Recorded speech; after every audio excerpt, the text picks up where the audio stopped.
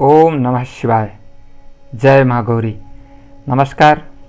एक बार पुनः आपका आपके अपने चैनल धर्म शिक्षक में हार्दिक स्वागत है। आज के इस वीडियो में हम बात करने वाले हैं मंगला गौरी व्रत के बारे में, जिसमें मंगला गौरी व्रत का महात्म्य, पूजन विधि, पूजन सामग्री, माँ गौरी की कथा तथा व्रत की उद्यापन विधि आदि जानकारी आज हम आपको इस वीडियो में देने वाले हैं। शिव पूजा के लिए जैसे सावन का हर सोमवार बहुत महत्व रखता है, वैसे ही माँ पार्वती की आराधना के लिए सावन का हर मंगलवार महत्वपूर्ण माना गया है। श्रावण महीने के हर मंगलवार को माँ मंगला गौरी की पूजा और उनका व्रत किया जाता है। यह व्रत सुहागन महिलाएं जीवन साथी और संतान के सुखद जीवन की कामना के लिए करती हैं। यदि पति और पत्नी दोनों एक साथ व्रत कर शंकर पार्वती की पूजा करते हैं तो उनके आपसी प्रेम और सौहार्द में बढ़ोतरी होती है। मंगला गौरी माता पार्वती का ही एक रूप है। माता पार्वती को गौरी के नाम से भी जाना जाता है। उन्हीं के मंगल स्वरूप को मंगला गौरी कहा जाता है। यह बहुत ही प्रभावशाली और मनोकामनाओं को पूर्ण करने वाला व्रत है, जिसे पूर्ण विधि विधान से करने से सभी मांगी गई इच्छाओं की पूर्ति होती है। इसका विशेष महत्व कुंवारी कन्या जिसके विवाह में कोई बाधा आ रही हो, वैवाहिक जीवन में खुशहाली के लिए, पुत्र की प्राप्ति, पति और पुत्र की लंबी आयु व अन्य सुखों के लिए किया जाता है।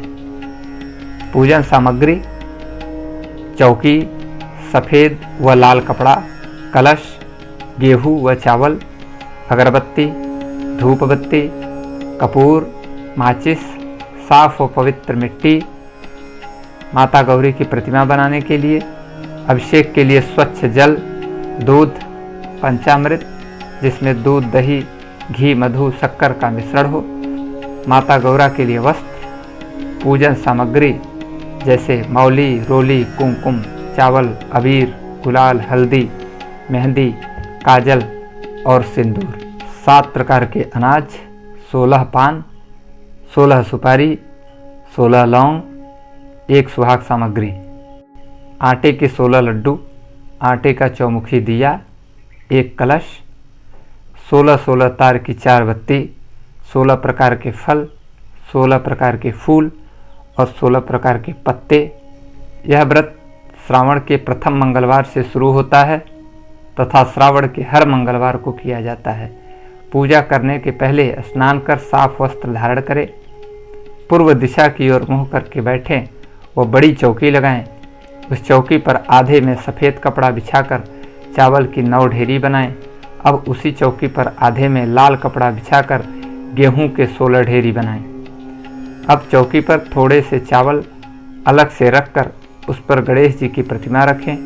ठीक उसी तरह गेहूं की अलग से ढेरी कर उस पर कलश रखें और चौकी पर चौमुखी दीपक व उसमें 16 तार की बत्ती लगाकर प्रज्वलित करें। सर्वप्रथम पूज्य गणेश जी की प्रतिमा का विधि विधान से स्नान आदि कराकर वस्त्र स्वरूप जनेऊ चढ़ाकर रोली, चावल, सिंदूर चढ़ाकर पूजन करें और भोग लगाएं। ठीक उसी तरह रोली, चावल से कलश और दीपक का भी पूजन करें। उसके बाद चावल की जौ 9 ढेरी है और नवग्रह स्वरूप तथा गेहूं की 16 ढेरी माता का स्वरूप मान इसकी विधि विधान से पूजा करें। अब एक थाली में पवित्र तथा साफ मिट्टी या आटा लेकर माँ गौरी की प्रतिमा बनाकर पूरी श्रद्धा से प्रतिमा को चौकी पर रखें। अब सबसे पहले प्रतिमा को जल, दूध, पंचामृत से स्नान आदि कराकर अभिषेक करके वस्त्र धारण कराएं। माँ गौरा को रोली चावल से पूजा करके 16 श्रृंगार की वस्तु चढ़ाएं। फिर 16 तरह की सभी चीज़ों, फूल, माला, फल, पत्ते, आटे के लड्डू, पान, सुपारी, लौंग, इलायची तथा पंचमेवा का तथा प्रसाद रखें। मंगला गौरी का षोडशोपचार पूजन करें। माता के पूजन के पश्चात उनको सभी वस्तुएं 16 की संख्या में होनी चाहिए। 16 लौंग, सुपारी, इलायची, फल, पान, लड्डू, सुहाग की सामग्री, 16 चूड़ियाँ तथा मिठाई अर्पण करें। इसके अलावा 5 प्रकार के सूखे मेवे, 7 प्रकार के अनाज, इसे सप्तधान कहते हैं, आदि चढ़ाएं। पूजन के बाद मंगला गौरी की कथा सुने और आरती करें। हर मंगलवार को पूजन के बाद अगले दिन माँ गौरा की प्रतिमा को किसी तालाब या नदी में पूरी श्रद्धा से विसर्जित करें। मन्नत अनुसार यह व्रत पूर्ण कर उद्यापन करें। व्रत की कथा।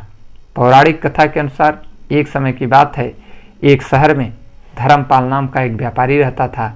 उसके पास काफ़ी संपत्ति थी, लेकिन उसकी कोई संतान नहीं होने के कारण वह काफ़ी दुखी था। ईश्वर की कृपा से उनको एक पुत्र की प्राप्ति हुई, लेकिन वह अल्पायु था। उसे यह श्राप मिला कि 16 वर्ष की उम्र में सांप के काटने से उसकी मौत हो जाएगी। संयोग से उसकी शादी 16 वर्ष से पहले ही एक युवती से हुई, जिसकी माता मंगला गौरी व्रत किया करती थी। परिणाम स्वरूप उसने अपनी पुत्री के लिए एक ऐसे सुखी जीवन का आशीर्वाद प्राप्त किया था, जिसके कारण वह कभी विधवा नहीं हो सकती थी। अतः अपनी माता के इसी व्रत के प्रताप से धर्मपाल की बहू को अखंड सौभाग्य की प्राप्ति हुई। इस वजह से धर्मपाल के पुत्र ने 100 साल की लंबी आयु प्राप्त की। इस कारण से नवविवाहित महिलाएं इस पूजा को करती हैं तथा गौरी व्रत का पालन करती हैं और अपने लिए एक लंबी, सुखी तथा अस्थायी वैवाहिक जीवन की कामना करती हैं। जो महिला उपवास का पालन नहीं कर सकती, वे भी कम से कम पूजा तो करती ही हैं। इस व्रत और पूजा को परिवार के खुशी के लिए लगातार 5 या 7 वर्षों तक किया जाता है। मंगला गौरी व्रत का उद्यापन व्रत के अंतिम मंगलवार के दिन करें। सबसे पहले सुबह जल्दी उठकर स्नान करके लाल रंग के वस्त्र धारण करें। उद्यापन के दिन उपवास रखें और गठजोड़े से पूजा करें। एक चौकी के चारों पैरों में केले का खम्भा बांध दें। फिर यथाविधि कलश की स्थापना करें तथा कलश के ऊपर यथाशक्ति मंगला गौरी की स्वर्ण मूर्ति की स्थापना करें। माँ को साड़ी, ब्लाउज, ओढ़नी, नथ और सुहाग के सामान चढ़ाकर हमेशा की तरह पूजा करें और कथा सुने। आखिरी मंगलवार को पूरे परिवार के साथ सुहागन स्त्री अपने पति के साथ हवन करे। पूर्णाहुति में पूरे परिवार व सगे संबंधियों को शामिल करे और अंत में आरती करें। इसके बाद मन्नत के अनुसार किसी पंडित या पुरोहित को तथा 16 सुहागन स्त्रियों को भोजन कराएं। पीतल के भगोने में चावल और दक्षिणा डालकर ब्राह्मण को दान दें।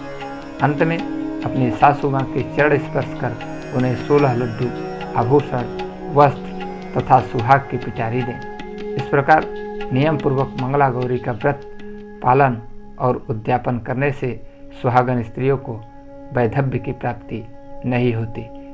मतलब यह मंगला गौरी व्रत अति श्रेष्ठ है और सुहागन स्त्रियों के पति की लंबी आयु तथा जिस कन्या की विवाह में देरी हो रही है, उन्हें भी इस व्रत को करना चाहिए।